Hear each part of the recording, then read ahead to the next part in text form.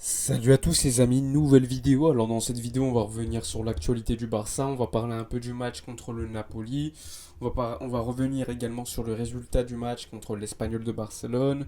Enfin bref, généralement on va revenir sur ce qui se dit ces dernières heures au FC Barcelone.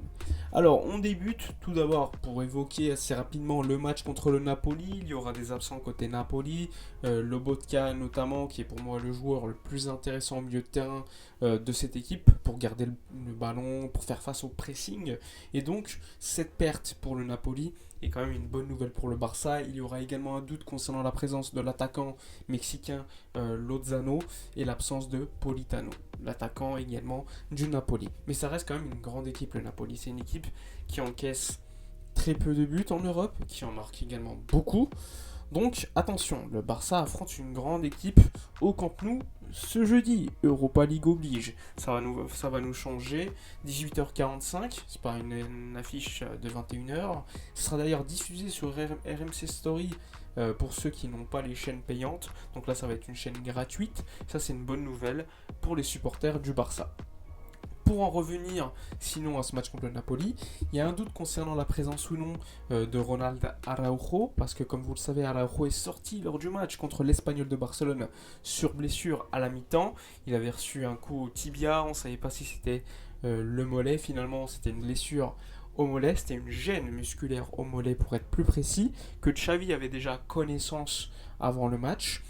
Donc, ce qu'on sait, c'est que normalement, ce n'est pas une grande blessure, ce n'est pas non plus quelque chose de très grave. Araujo devrait être présent pour le match contre Valence ce week-end, mais il y a encore le doute concernant le fait qu'il soit présent contre Naples au Camp Nou ce jeudi. Ça reste un match important, mais il ne faudrait pas non plus le forcer pour qu'il se blesse ensuite plus gravement et le perde plus de temps. Donc c'est un calcul qu'il faut faire entre les médecins du Barça et Xavi. Mais c'est quand même déjà une bonne nouvelle qu'il ne soit pas non plus absent pour une longue durée. Sachant qu'on a quand même des matchs clés qui arrivent pour cette lutte pour la quatrième place. Tu as le match contre Valence, qui a d'ailleurs encore perdu des points le week-end passé. Bilbao, encore une fois, qui a perdu contre Mallorca. Donc il y a potentiellement une lutte aujourd'hui entre quatre équipes pour finir soit à la troisième, soit à la quatrième place. Donc le Real Betis qui continue à être plus ou moins régulier, avec des victoires, avec Fekir qui est en grande forme, qui est troisième, qui a un match de plus par rapport à nous et 5 points d'avance je crois. Ensuite tu as le Barça et l'Atlético qui sont à égalité de points. Et ensuite, juste derrière, pour moi, tu as la Real Sociedad qui n'est pas très loin et tu as également Villarreal, même si Villarreal ça va me paraître à mon avis très short pour eux pour jouer cette Ligue des Champions, enfin la qualification pour la Ligue des Champions. Donc ça va être très compliqué, il y a encore pas mal de matchs. Il ne faudra pas non plus faire des erreurs lors des matchs à venir parce qu'à mon avis, c'est le moment clé, ce mois de février. Donc à suivre, ça va être très intéressant en tout cas, à voir ce qui va se dérouler lors des prochaines semaines. Pour en revenir à ce qui s'est dit lors de ces dernières heures. Donc il y a eu des critiques par rapport au match contre l'Espagnol, même si globalement en première mi-temps le Barça avait contrôlé le match. Finalement, en seconde mi-temps, lorsqu'on n'a pas réussi à mettre le 2-1, eh bien le Barça a perdu pied. On a donc encaissé juste après en plus, avec une grossière erreur d'Eric Garcia, même si avant tu as une erreur de Busquets sur le pressing qui est trop loin de Sergi Darder. Donc un enchaînement d'erreurs. Et comme d'habitude, le Barça, lorsqu'il y a des occasions, on prend des buts aujourd'hui. D'ailleurs, il a suffi de 2 ou 3 tirs cadrés pour l'Espagnol pour nous en mettre 2. Et ça, c'est une problématique qu'on connaît trop souvent cette saison. Rappelez-vous du match contre l'Atlético de Madrid.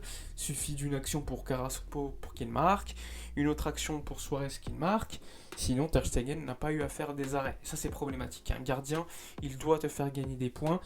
Ter Stegen l'avait fait ces dernières semaines. Je trouve qu'il avait fait certaines parades très intéressantes qui nous avaient littéralement donné pas mal d'air frais, mais globalement sur la saison, c'est pas le cas. Surtout que contre l'Espagnol de Barcelone, il est également fautif sur le premier but avec une relance complètement manquée qui finalement va permettre ensuite à l'Espagnol de Barcelone vu que le Barça est déséquilibré derrière, de marquer par le biais de Sergi Darder l'égalisation juste avant la mi-temps. Donc c'est le but qui a peut-être également fait changer beaucoup de choses dans ce match. Après, côté point positif, tu veux dire que l'équipe n'a pas lâché en fin de match, même si au niveau des changements, tu as beaucoup de choses à dire, parce que pour moi, sortir Frenkie de Jong a été une grossière erreur de la part de Xavi, et garder Busquets encore une fois 90 minutes, ça il faudra en parler, parce que faire jouer Busquets 90 minutes à tous les matchs, pour moi, ce n'est plus acceptable. Pour moi, il y a quand même quelque chose de très étonnant au niveau de ce choix. Je peux comprendre que Xavi considère qu'il faille avoir un pivoté, c'est-à-dire un numéro 6 qui n'a pas non plus cette qualité pour gagner des mètres, mais qui reste positionnellement fixe, qui fait des passes, comme Busquets, parce qu'il n'y a que lui dans l'effectif qui le fait. Mais je suis désolé, quand tu vois que défensivement c'est un frein, tu dois trouver des solutions, mettre un double pivot, Nico, Frenkie de Jong, ou chercher d'autres solutions. Mais le faire jouer 90 minutes à tous les matchs, ce n'est pas normal. Au pire, fais-le sortir. Mais là, c'est pas le cas. Il joue toutes les minutes de tous les matchs. C'est pas normal. Et en plus de ça, Busquets c'est un plus gros problème que le contraire. Il nous apporte beaucoup plus de soucis défensivement, même offensivement au niveau de sa qualité de passe. Il en a perdu beaucoup au niveau de sa qualité. Ça, c'est très problématique. Et donc, à chaque match, quand tu regardes les grosses déconvenues, eh bien, il est quand même fautif. Moi, je me rappelle du match, le 4-0 contre le PSG, j'étais au stade en Ligue des Champions. Si vous allez revoir les buts, je vous conseille, regardez où est Busquets, il est tout le temps en retard. Il n'est pas placé comme numéro 6. Tu peux faire ça avec tous les matchs où il y a des grosses déconvenues. Il y a un problème au niveau du numéro 6 pour défendre. Quand le Barça subit une pression et doit défendre, Busquets est un gros problème. Et quand le Barça est très fort au niveau de la possession de balle, très haut sur le terrain, Busquets, dans ce cas-là, peut être très intéressant. Sauf que le Barça aujourd'hui n'est plus dans cette position de dominer tous les matchs à 80%, même contre une équipe comme, je sais pas, le Bayern ou le City, etc. Aujourd'hui, le Barça va plus subir qu'autre chose, et donc avoir un joueur comme Busquets en numéro 6, c'est plus problématique de l'avoir que de ne pas l'avoir. Et ça, je pense que c'est une prise de conscience que les coachs doivent faire, sinon on va encore continuer à aller dans le mauvais sens et encore une fois perdre des matchs, parfois avec des gros scores. Et je pense qu'à un moment donné, il y a des choses à changer, il y a des choses à tourner, des pages à tourner, des cycles à fermer pour en recommencer d'autres beaucoup plus joyeux. Enfin bref, la prochaine vidéo sera demain contre on va parler du match contre le Napoli, des absences, des forces en présence. Je me suis regardé les derniers matchs du Napoli exprès pour pouvoir en parler. N'oubliez pas, comme d'habitude, de dire ce que vous avez pensé de cette vidéo, de ce retour de l'actualité de la semaine. N'oubliez pas, comme d'habitude, de vous abonner à la chaîne si ce n'est pas fait, de liker, commenter, partager. Moi, je vous dis à la prochaine et d'ici là, comme d'habitude, portez-vous bien.